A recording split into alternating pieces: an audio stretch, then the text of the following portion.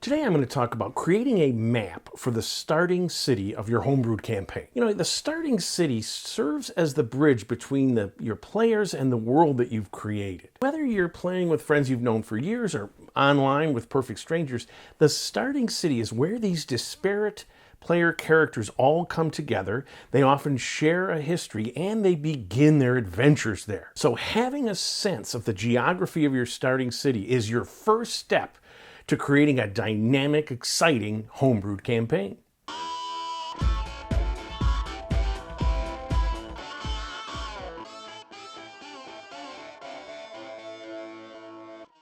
Hello again, this is KR King, and this is my YouTube channel dedicated to homebrewing your own campaign. So unless you're going to run a complete theater of the mind campaign, you're going to use maps at different levels. You're going to have a sort of strategic grand map of the land masses in your campaign, you know, the major settlements, the geographic features.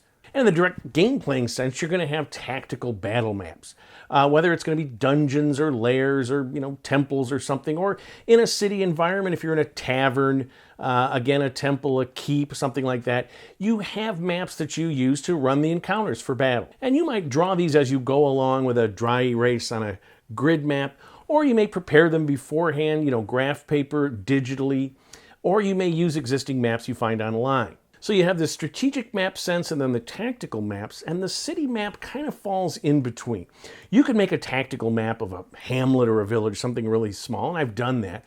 But when you get anything bigger than that, the grid size starts to make it very impractical. On paper, impossible, and even digitally, it just becomes so huge to draw a city map of, you know, 5-foot squares. You'd have to be very ambitious to do that. So typically you don't. You just draw those areas of the city in that grid sense for where you're actually going to have encounters. So if you're not going to use a city map in a tactical sense, do you need one at all? And in fact, you can do theater of the mind in terms of a city. You tell the players, you know, who the various inhabitants are and, you know, what sort of things are there, and then only use the tactical map if they get into a scrape or some confrontation with someone in the city. But I would argue that even if the players are never going to see this map, you're just going to run theater of the mind, you should make one for your own reference while you're running. You want to be consistent in terms of how the city's laid out, where the different NPCs are, how long it takes to go from one area to another, if there's any problematic areas they have to go through. Because if you're just drawing from your notes and just sort of playing it on the fly, the players quickly realize that you don't really have a sense of how far things are or whatever. And if you throw something in their way, they're going to suspect you're just doing it, you know, to have a battle or something, not because, hey, you're going through a specific area. You know, let's say the players have to meet with someone in the shady side of town and the city guard is watching this place and they don't want to be seen. They're going to have to figure out some way to get there, some secret door in a gate or through a tunnel or a sewer system. And as you're charting that, you know, are there areas where the guard might spot them when they're going from one thing to another? You're going to want to have a sense of what these distances are. Even if you're running at theater of the mind, you're looking at a map behind the screen. The players will see this, that, oh, he does have a map, this does make sense, and they know that somebody knows the real relationship here, the GM, and they have a sense that when they try to do things based on this information you have on a map, they've got a chance, it's fair, it makes sense. Now, the thing is, when you have a map and the players know that you have it, they want to see it, especially if they're from the city. This is your starting city. Most of them have grown up here or they know about it. They're going to have a mental map in their mind, just like we do in cities we live in. And you could just say, well, this map is for me alone, but really, why can't you just take out the stuff we're not supposed to know? We would have this map. We'd be able to buy a map. They'd be available. Even if they're like shipwrecked here or teleported, they're going to quickly get a map of the area. The thing is, being lost, if you've ever been lost, it's a primal feeling of discomfort, right? From the earliest days, we want to know where you are. And we forget in the age of GPS, I can be set down in the middle of Albania and get on my cell phone and figure out where I am.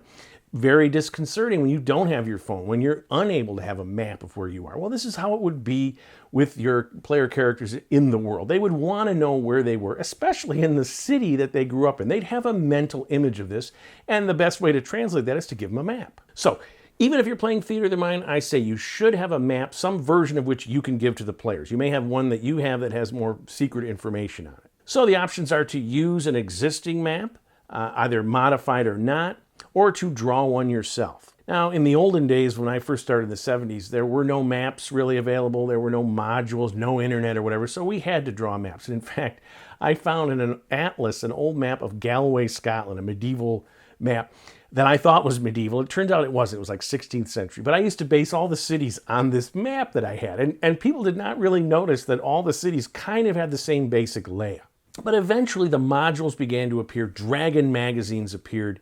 And you were able to get maps, ready-made maps that we would then copy or modify or whatever. And that's what I would use. You know, because maps were sort of in between the strategic and the tactical, it didn't seem worthwhile to spend the time. It was much easier just to find something that someone else had made. Now, if you're really determined you want to create your own map, Incarnate and Wonderdraft are two excellent tools. I've used the free Incarnate version to draw up the strategic map of my continent. There's also this really great map generator. It's kind of an abstract generator by a person called Wadabu, if that's how you pronounce it. I'll put a link in below for this, where you can generate maps that are pretty cool and export them, you know, to JPEG or PDF or whatever you want. And they're pretty good as an abstract kind of map. For this example, I'm going to get something off the internet. So I'm going to have to adjust things a little bit because I did develop this map in Incarnate of my continent. I have my starting city, Dramos, is the map I'm going to make.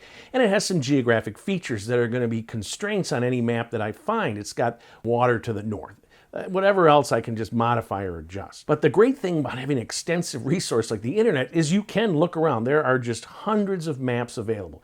You just Google, you know, fantasy map, D&D map, city map, whatever, and you'll find many, many entries. So basically, if you get online and if you Google, as I'm going to here, fantasy city map results, a little misspelling there, and you click on images, all these different images of various city maps come up on the screen.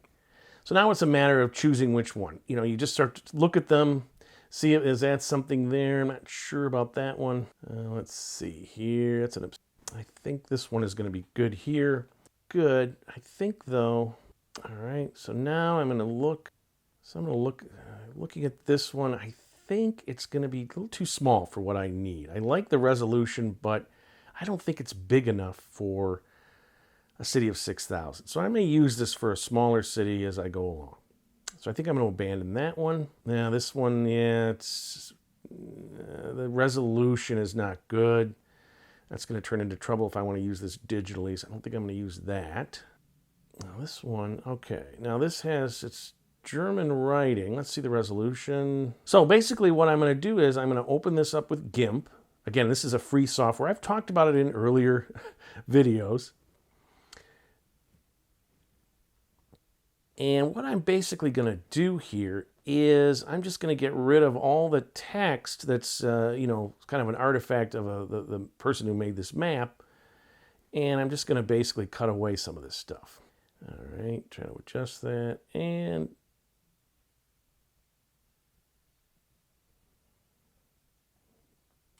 I got to adjust this down here. This little uneven down here, but I'll figure that out. All right, and then the other thing that you need to do once you have this in here is you've got to, I'm going to get rid of these. Basically, I'm just going to go through this, and I'm going to just sort of use a brush tool and get rid of all the stuff, you know, like this. Oops, put it on pen, or there we go. And just kind of brush that away. It takes a little bit of time. When you get good at it, you'll see you can do that. You can also copy some of these structures that surround these various ones, and you can get rid of those. So now that I've modified this map and made it appropriate to the geography of the city on my larger map, I'm ready to put in the NPCs and figure out, you know, where the temples and keeps are. And the idea of Dramos, this city, was unlike Elsinox, which is the oldest city and largest on the new continent of Melnor.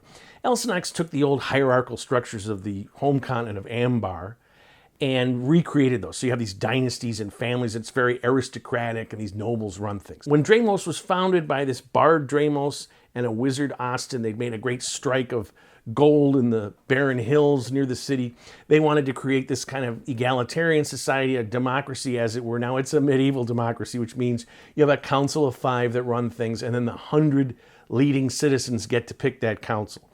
So it's 100 out of 6,000 people. Not what we would consider a democracy, but you know, for medieval fantasy, it's pretty good. I'm gonna do a quick review of the NPCs that I created in an earlier episode. If you want, you can go back and look at it and see. So we have Austin, who's this high-level wizard, runs the Wizards Guild. He's the great-great-grandson of Austin, who founded the city. Then I've got Zaxos, who is a cleric wizard of a Bacab temple. The city is very neutral oriented. Bacab is the big temple, obviously a very neutral god. Then I have Shauna. Now she represents the Ezran clan, and again, I don't want to give too much detail here, but this is this very rich, think the Lannisters in Game of Thrones, very rich family. They have interest in all the 3 major cities. They run all the trade. They're basically the richest people in the continent. And she's a representative. They're a little bit shady. They're always up to no good. She's a rogue. She basically runs the Rogues Guild. She has business interests, both legitimate and criminal. I have Brenna, this half-elf monk, and she's like a champion of the poor. She has this monk temple in the worst part of town, and she's gathered together all these, ruffians and, ragtag kids or whatever, and train them in discipline. She's a hero of the people. They know that she has their interests at heart. Then I have Rance, who's this dwarven fighter. He runs the army and the city guard. He's kind of a law and order guy. He does not like the riffraff that live on the bad side of town. And one of the most important characters is going to be Zodi the Tavern Keep. I mentioned him in a whole specific episode. He's going to be the first person that the NPCs meet. He runs this tavern on the wharf. He has his own story. He has his wife, who's a daughter of a famous barbarian, and they were in the Orcan Wars together and whatnot. So he's going to be, in a certain section of town. I got to decide, where do I want to put him? So here's the map after I finished it. I've rotated it around. If we look in here, I've gotten rid of these. There's still a little remnants here of those names, but I've basically gotten rid of all of them.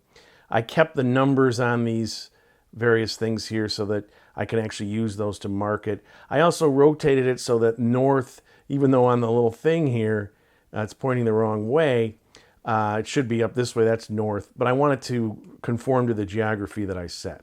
As I said, I like this little feature up here, and this I'm going to make as Shauna, who's runs the shipping and is in the Ezran clan. This is going to be kind of her fortress here. Because they're so rich, I'm going to say that they financed building this. How realistic this would be, not sure, but what the hell, it's only a game. So this is going to be the base of her operations, 15. All these other ones, 12, 13, 14, and 11, I think are going to be her, those are her wharf areas. I'm thinking that this right here, this structure that looks like a kind of a pyramid or whatever, this is going to be the Bacab temple. Traditionally, the pyramid is associated with the Bacab. So I'm going to make this area the barracks.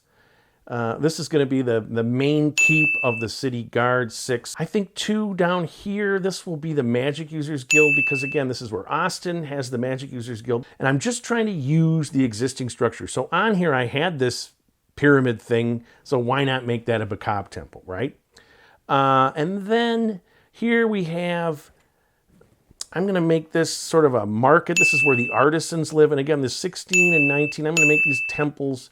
I'm not going to say what they are right now. I'm going to wait till my player characters roll up their characters, depending if they have any interest in that. If I look at this, I see this is kind of the lowbrow section of town. I like the way it's walled in on all sides. So if there's any kind of rioting or any, civil unrest, they can quickly bar the gates on these people. And this wharf is not controlled by the Ezran clan. This are the independents.